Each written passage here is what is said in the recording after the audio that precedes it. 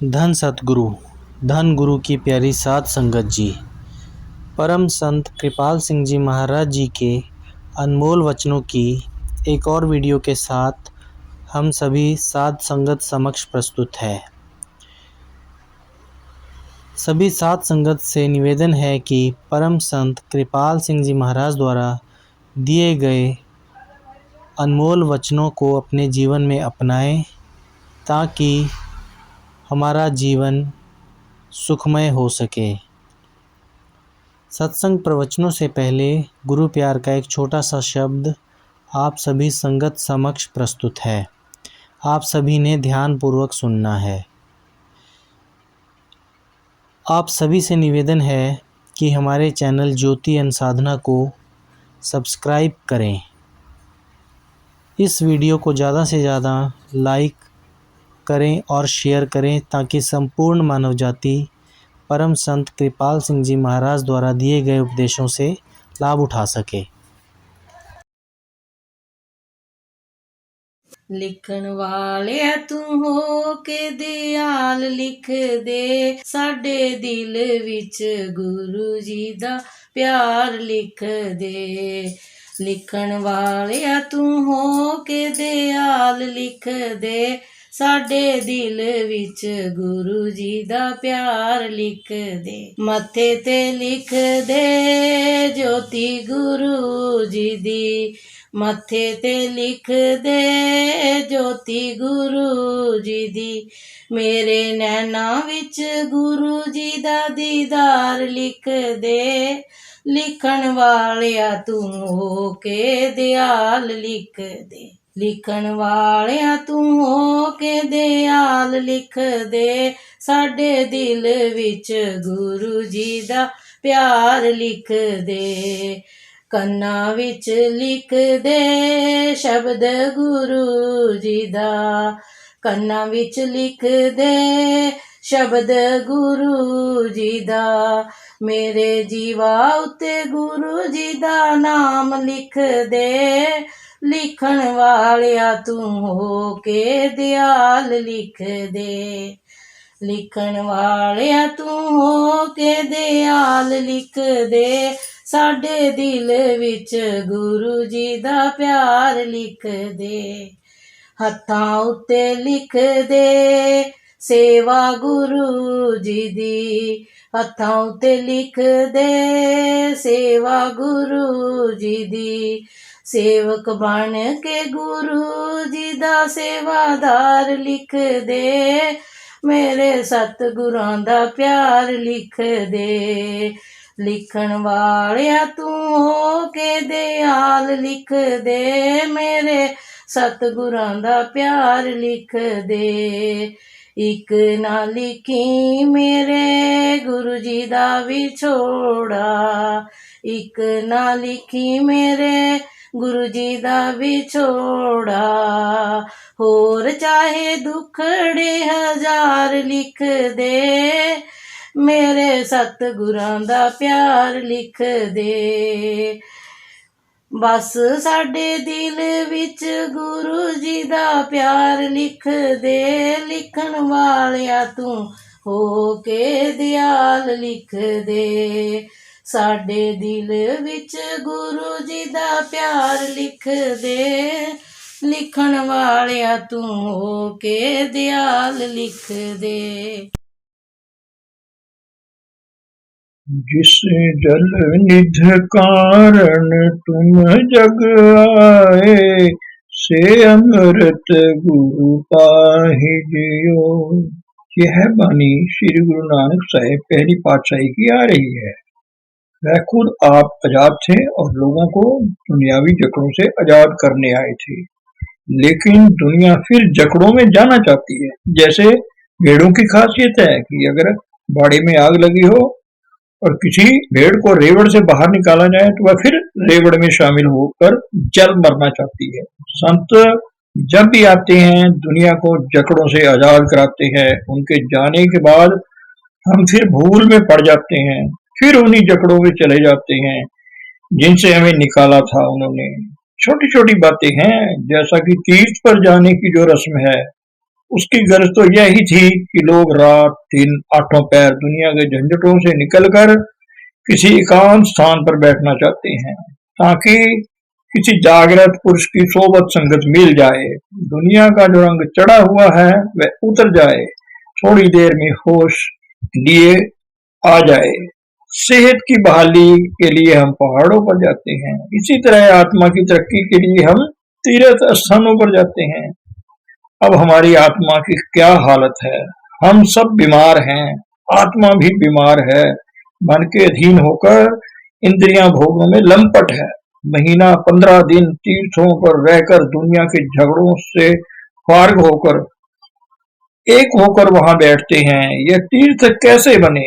हरि के जो दास हैं उनकी याद में यह तीर्थ बनाए गए हैं। अब सवाल ये है कि तीर्थ बड़ो कि हरि का दास? कबीर साहब ने कहा है, अब हरिद्वार है, बड़ा मुकद्दस तीर्थ है, बड़ा पवित्र स्थान है। अब वहां भी 2 सिनेमा घर हैं। हरिद्वार अब एक सैरगाह बन गई है। लकीर के फकीर लोग ये समझते हैं कि तीर्थों को हाथ लगाने से मुक्ति हो जाएगी, मगर ये गलत है। संत महात्मा दुनिया में आकर सबको सही नजरी देते हैं। तीर्थों पर जाकर स्नान करने से मुक्ति नहीं हो सकती। यह श्री अमरदास जी फरमाते हैं, मन मैले सब कुछ मैला, तन धोते मन अच्छा न होए। स्नान करने से जिस्म की सफाई तो हो सकती है, मगर मन की मैल नहीं जा सकती। इसलिए गुरु नानक साहिब फरमाते हैं, जिस जल निध कारण तुम जग आए, से अमृत गुरु पाही जियो। 9 किस्म की निधियां हैं। निधियां कहते हैं खुशियों को, रुपया पैसा तंदुरुस्ती वगैरह वगैरह 9 किस्म की निधियां हैं। इन खुशियों को देने वाला जो जल है ना, अमृत कहो, वह गुरु के पास से मिलता है। यहाँ लफ्ज अमृत आया है, इसका मतलब है अमर कर देने वाली शय, जो हमेशा की जिंदगी देने वाली चीज है। वेदों में इसे सूम रस कहते हैं, मुसलमान फकीरों ने इसे आबे हयात कहा है, हजरत मसीह ने इसे वाटर ऑफ लाइफ कहा है। मसीह एक चश्मा पर चले गए। एक स्पार्टन लेडी थी जिसे अछूत समझा जाता था, पानी भर रही थी। मसीह ने उससे पानी मांगा, वह झिझकी। मसीह ने उसका घड़ा पकड़ा और पानी पी लिया। स्पार्टन लेडी ने से कहा कि तुमने मुझे पानी पिलाया है, अगर मैं तुम्हें हमेशा की जिंदगी देने वाला वाटर ऑफ लाइफ दूंगा। अगर इस एक लफ्ज का मतलब समझ लो तो सारी वाणी का सार समझ में आ जाएगा। अमृत साचा नाव है, केहा कछु न जाए। अमृत को लफ्जों में बयान नहीं किया जा सकता। एक ऐसा गांव जो जहां घंटा किसी ने देखा ही ना हो, उसे ला कहो कि घंटा टन टन टन करता है, उन्हें समझ नहीं आएगा। इसी तरह नाम या अमृत यह सुनने का मजमून नहीं है, अनुभव की चीज है।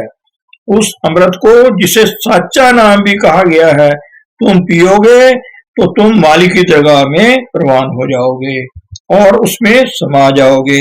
यह अनुभव किसी महापुरुष से ही मिलेगा। अमृत एक को शब्द है, नानक गुरमुख पाया। पहले नाम करके बयान किया, अब उसको शब्द करके बयान कर रहे हैं। कहते हैं कोई गुरमुख ही उसे पाता है। यही शब्द जो है सारी सृष्टि को बनाने वाला है, खंडों ब्रह्मांडों को पैदा करने वाली चीज है और इन्हें लिए खड़ी है। गुरु द्वारा ही जो शब्द या नाम का अनुभव मिलता है, उसमें बड़ा रस है, बड़ी मिठास है। फरीद साहब यही फरमाते हैं, शक्कर खंड निवाद गुड़, माखो माजा दुध, सभे वस्तु मिठियां साई न पजे दुध। शक्कर खंड मिश्री मक्खन और दूध ये सारी चीजें मीठी हैं, मगर ए माले तेरे नाम में जो मिठास है वो इनमें किसी चीज में नहीं है। गुरु अर्जन साहिब फरमाते हैं, बिखे बन फीका त्याग रि सखिए, नाम हारस पियो। सब महात्मा यही कहते हैं कि उसमें बड़ा रस है, उसके साथ लगने से सारे दुख रोग दूर हो जाते हैं। मिलता उसे है जो गुरमुख हो, जिसकी किसी अनुभवी से आंखें चार नहीं हुई, वह इस रस को नहीं ले सकते। अनुभवी पुरुष जो सत्य पद को प्राप्त कर चुका है, उसकी सोबत संगत में मन खड़ा होगा। वह उसे 10वें दरवाजे का अंतर में रास्ता देगा। वहां सहज की ध्वनि हो रही है, उसी आधार पर सारा जगत खड़ा है। अपने आप ये वाणी हो रही है, अंतर में बड़ी मीठी ध्वनि सुनाई देगी। आठों पहर हर इंसान के अंतर में हो रही है। जो महापुरुष उससे जोड़ दे वही मेरा गुरु है। धुन आए गगन से सो मेरा गुरुदेव। उस महारस को पाकर दुनिया के रस फीके पड़ जाते हैं। यह एक पहलू है। दूसरा पहलू है कि वहां प्रकाश हो रहा है। गुरुदेव के मिलने से अंतर का अंधेरा दूर हो जाता है। अब महारस अमृत की दो सिफतें आई हैं। एक तो बड़ी सुरीली ध्वनि हो रही है, जो मौलाना रूम साहिब फरमाते हैं कि उन नगमों का अगर मैं जिक्र करूं तो घट घट में अपने आप हो रहे हैं, तो कब्रों से मुर्दे जाग उठेंगे। अब इस वक्त हम मुर्दे ही तो हैं। आगे फरमाते हैं कि वह बड़े भागों वाले हैं जो अमृत के सरोवर में स्नान करते हैं और उनकी जबान से जो लफ्ज निकल रहे हैं वह भी अमृत से भरे हैं, चार्ज होकर आ रहे हैं और वह दूसरों को ठंडक देते हैं। संतों ने खोल खोल कर बयान किया है कि वह अमृत कहाँ मिलता है। गुरबाणी कहती है, 9 दरवाजे नवे दर फीके, ए अमृत 10वें चवीजे। यह जो 9 दरवाजे हैं शरीर के, जहां से हमारी सूरत बाहर दुनिया में फैल रही है, 2 कान, 2 नासका, मुंह, 2 आंखें, 2 नीचे के सुराख हैं, यह 9 दर उस अमृत से खाली हैं। वह अमृत 10वें दरवाजे पर जाकर मिलता है। वह दरवाजा गुप्त है। किसी अनुभवी पुरुष का जब मिलाप होता है, वह कहता है कि जब तक 9 द्वारों में आप बैठे हैं तुम उस अमृत का रस नहीं ले सकते। अमृत को पाने के लिए इंद्रियों के घाट से हटना होगा। आंखों के पीछे वह गुप्त दरवाजा है जहां आकर तुम उस अमृत रस को पा सकते हैं। गीता के 6 और 8वें अध्याय में भगवान श्री कृष्ण ने जिक्र किया है, इस रास्ता का इशारा दिया है कि वह 2 मध्य मरुभरु मध्य आंखों के बीच नासिका के अग्रभाग आंखों के पीछे वह रास्ता है जो पिंड जिस्म से अंड और ब्रह्मांड को जाता है। जीजकर जाने का यही रास्ता है।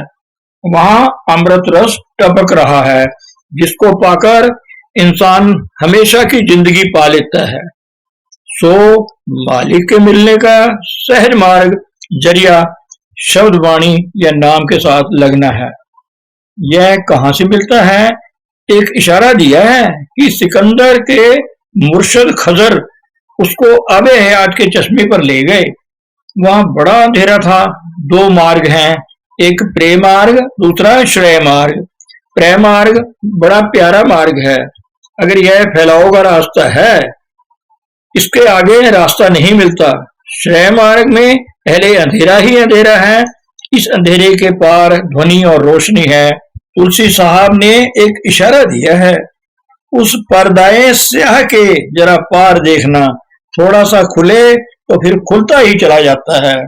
तो हर किस्म की खुशी देने वाला जो नाम अमृत है, वह अमर जीवन के देने वाला, वह इस 6 फुट के इंसानी जिस्म के अंतर में है।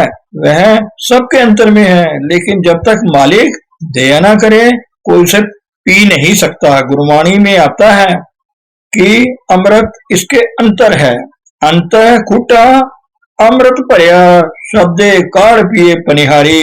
घर ही में अमृत भरपूर है, मनमुखा सार ना आया। जो मनमुख है उन्हें अनुभवी पुरुष नहीं मिला। यह इंद्रियों के घाट से ऊपर आने का मौका ही नहीं मिला। इन्हें इस अमृत की खबर ही नहीं। जैसे कस्तूरी मृग के अंदर होती है, उस खुशबू की तलाश में वह बाहर भटकता फिरता है। जहां हवा के झोंके में कस्तूरी की खुशबू है, हिरण उसके पीछे दौड़ता है, इधर उधर भटकता रहता है, खुशबू उसके अंतर है, जीवन बर्बाद करके चला जाता है। सो नानक साहिब फरमाते हैं कि हर किस्म की खुशियां देने वाले जिस अमृत जल की खातिर तुम दुनिया में आए हो, वह अमृत तुम्हें किसी अनुभवी महात्मा से मिलेगा जो सत्य पद को पा चुका है। गुरु नानक साहिब फरमाते हैं कि जकड़ों को छोड़ो, कोई भी समाज हो, उसके रस्म और रिवाज को पूरा खाली करो, खाली शक्लों और बनावटों की जकड़ों में ना जाओ।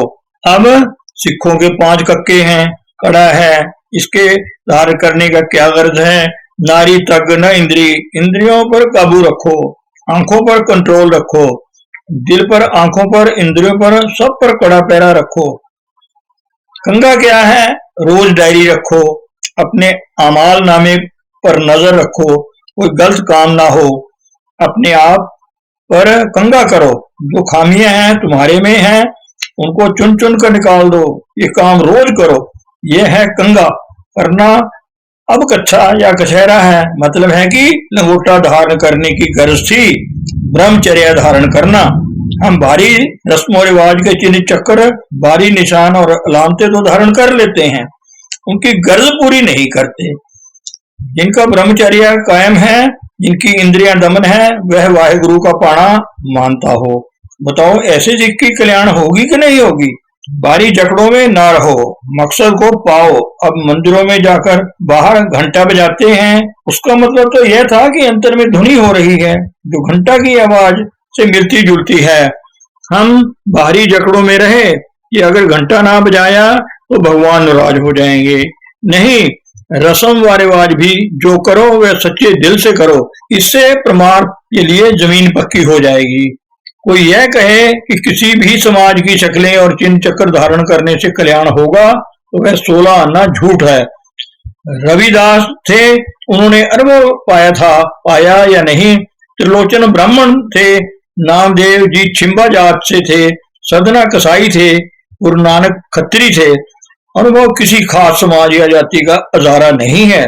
श्री गुरु नानक साहिब के पास साधु किंगरी बजाते हुए आए तो उन्होंने फरमाया, नानक से किंगरी बजाओ, जित हर सेवियो लाए, किंगरी अनूप बाजे, जो गयो मतवारो रे।